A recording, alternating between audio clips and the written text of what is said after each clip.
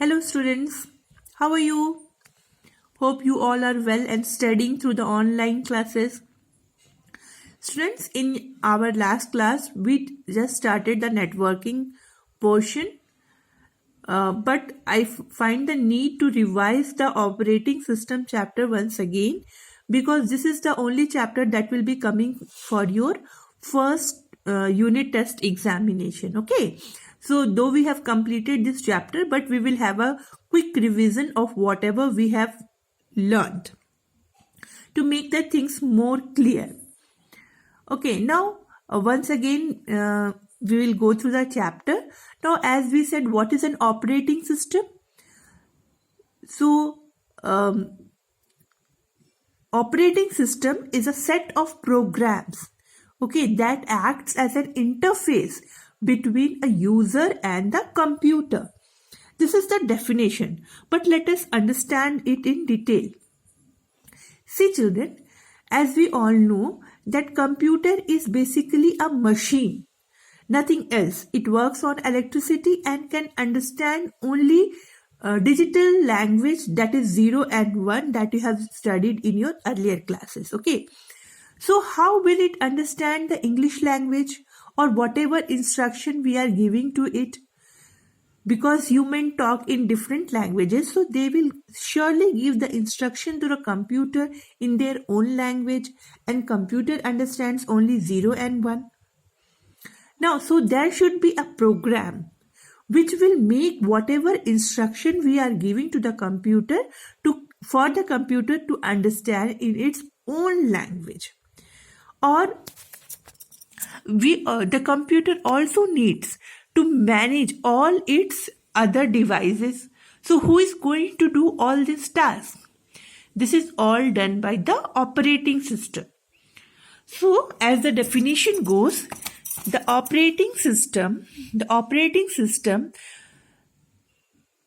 sets the standard for the application program that run on the computer. So what is basically operating system? It is a set of programs that provide an interface to enable the use of resources of computer system effectively and efficiently. So what we have understood that computer's operating system is basically a set of program that help other application program to run on the computer well. Okay. Now, what is the need of operating system then? And before discussing the needs of the operating system, we'll just have few examples of operating system. So you may be knowing Windows, all the versions of Windows are operating system. Then MS-DOS is an example of an operating system. So there are various kinds of operating system just working on different platforms. Okay, but they perform certain common tasks. Some common operations are performed by operating system, and that is why it is needed. Now, the first and the basic purpose of operating system is to make the computer ready to be used, or what we call in the technical term booting of the system. Okay, now as I had discussed earlier also, that what is a computer? It is basically a machine. So a machine like a car is also a machine. So computer is also a machine. So can you give instructions to your car? If I give any instruction to car, can car work automatically? No.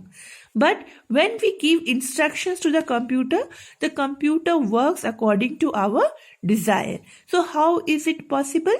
It is possible because of various softwares that makes the machine work according to the human will. Now the first task is booting of the system. Now what is booting of the system? Booting of the system means that computer is ready to take instructions from the user. Now, it recognizes all the input. All the input means whatever instructions we are giving to it, the computer becomes ready to accept it. Sending output. Okay, now it is also ready to display. For example, display, to print. These are output. Print, to print something, to display on the screen. So booting means the computer is ready to take instructions, that is input, and to give instructions through output. Now it also becomes ready to control the peripheral devices. Now, what are the peripheral devices attached to the computer system? They are the disk, the printers, the mouse, all are the peripheral devices. Okay, now, so the computer acts as a messenger between computer hardware and application programs.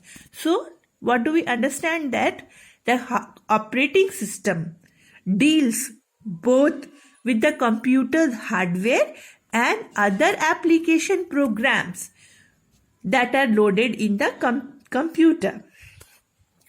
So by ensuring and by establishing connection between the application and the hardware devices, so now it acts as a manager. It manages very well the hardware devices as well as the software devices of your systems. So now that it is not that the operating system is only one program, it is a collection of programs. Okay, so all these programs collectively make the operating system.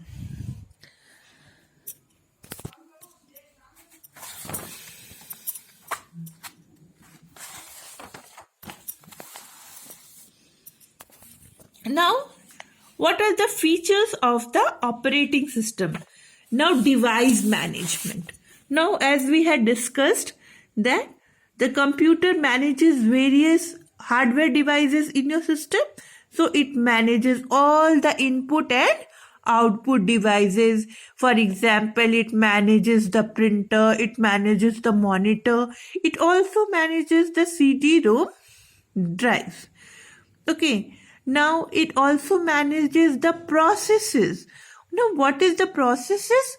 Whatever operating system handles the scheduling and synchronization of the processing, suspension and resumption of the process. Whatever work the CPU will do, that is called the process, and it is handled by the operating system. Operating system will only look after which work or which job is to be given priority first, what we have to do, then after it is removed, then what job will go into the computer CPU. Okay, so all it is managed by the operating system. Again, it also looks after the memory. Okay, memory allocation, which program has to be given which memory, how the memory is going to be used. Then security management. The operating system is also responsible for the security of the computer. Okay, now how is it going to look after the security part? So various authentications are provided in various operating systems so that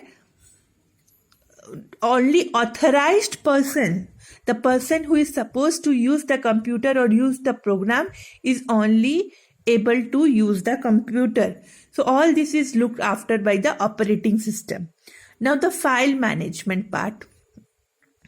Operating system performs the function of retrieving, storing and renaming the protecting the files.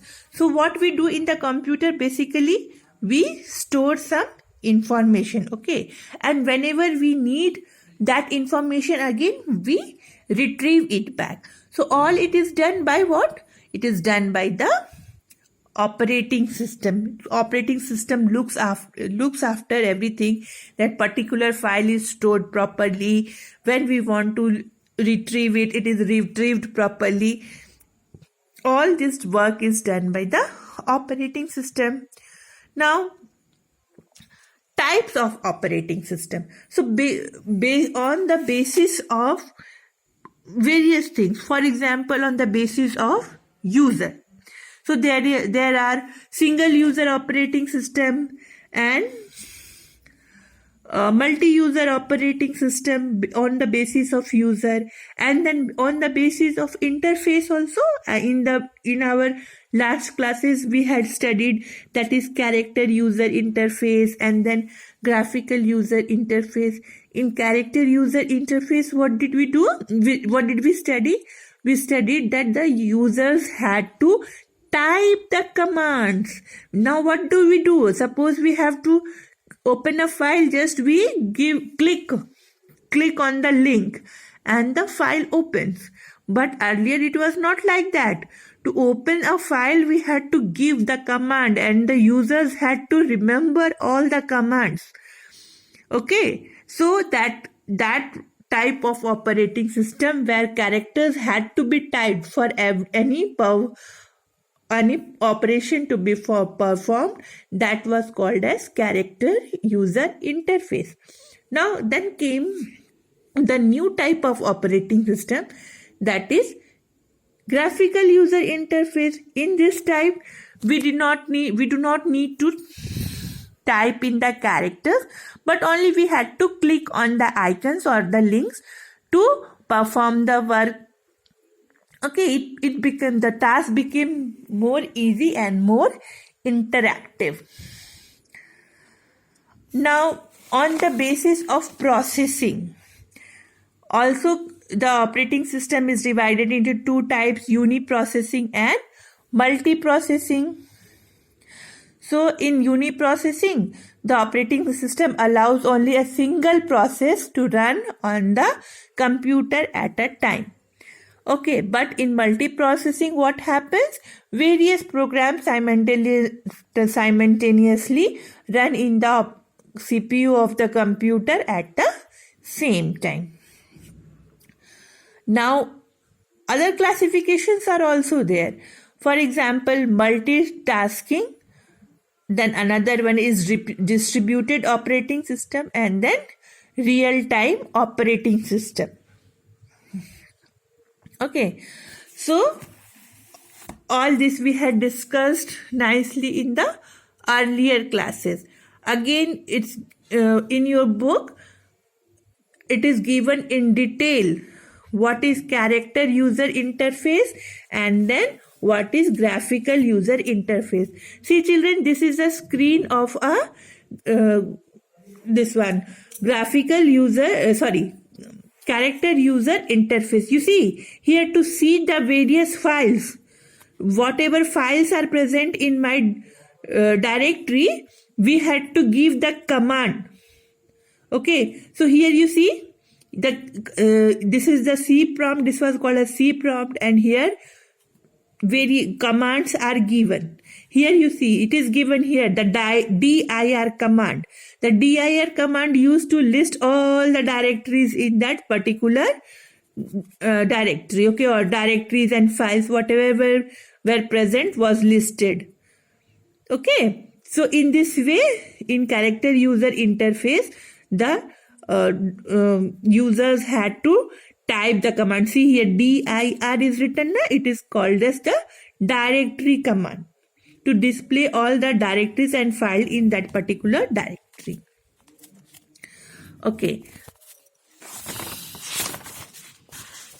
Now came the graphical user interface. In this we had not to type anything, but in form of graphics, everything was displayed and various dialog box are there, buttons are there, scroll bars are there. Users only have to choose. We use mouse rather than typing the commands. Now, so in this one, in your book, it's given clearly. It's given the difference between the character user interface and graphical user interface. It's very important. Please learn this one. Okay, the difference between character user interface and graphical user interface. Okay, so we discussed in the last class also, we had discussed it properly. So, and just now you have to learn it. Okay, so here I end my video. In our next video, we'll discuss the question answers of chapter 1, and that's all for now. Thank you, children.